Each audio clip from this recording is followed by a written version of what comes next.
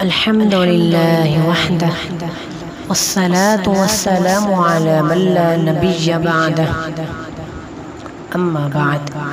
دوستو اور بھائیو، اہل جہنم کو جہنم میں کھانے کے لیے زقوم نامی درخت اور خشک کانٹے دیے جائیں گے، جیسا کہ اللہ تعالی اپنی مقدس کتاب کے اندر ارشاد فرماتے ہیں، ان شجرۃ الزقوم طعام الاسیم کالمہل یغلی فی البطون کغلی الحمیم۔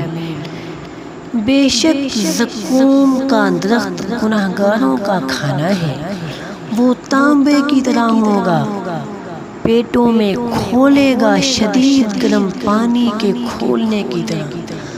اللہ اکبر۔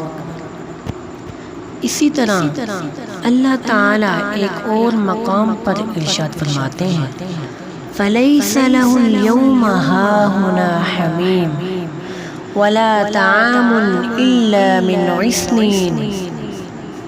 اللہ تعالیٰ ارشاد فرماتے ہیں، بس آج اس کا نہ کوئی دوست ہے اور نہ سوائے پیپ کے اس کی کوئی خوراک ہے۔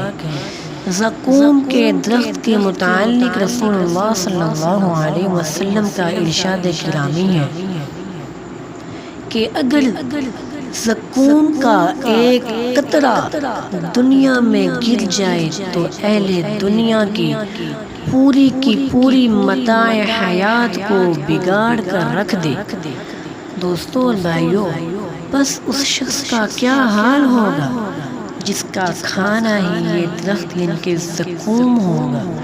اسی طرح اللہ تعالیٰ ان کے کھانے کے متعلق ارشاد فرماتے ہیں، لیس لہم طعام الا من ضریع لا یسمن ولا یغنی من جوع۔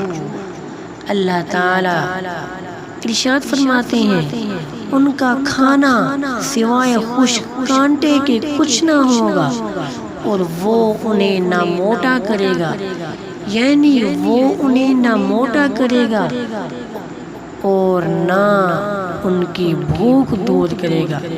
اور اللہ تعالیٰ ارشاد فرماتے ہیں، ان لدینا انکالا وجحیما وطعاما ذا غصۃ وعذابا علیما۔ بے شک ہمارے پاس بیڑیاں اور جہنم ہے اور گلے میں اٹک جانے والا کھانا ہے اور دردناک عذاب ہے۔ اللہ تعالیٰ سے دعا ہے کہ اللہ تعالیٰ ہمیں آتش جہنم سے محفوظ فرمائے، اللہ تعالیٰ ہمیں عذاب قبر اور عذاب جہنم سے محفوظ فرمائے۔ اللہ تعالیٰ ہمیں آپ صلی اللہ علیہ وسلم کی ایک سنت سے سچی اور پکی محبت کرنے کی توفیق نصیب فرمائے، تاکہ ہم اللہ تعالیٰ کے عذاب سے بچ سکیں اور اللہ تعالیٰ کی رحمتوں اور برکتوں کو سمیٹ سکیں۔ آمین۔ سبحان ربک رب العزت عما یصفون وسلام علی المرسلین والحمد للہ رب العالمین۔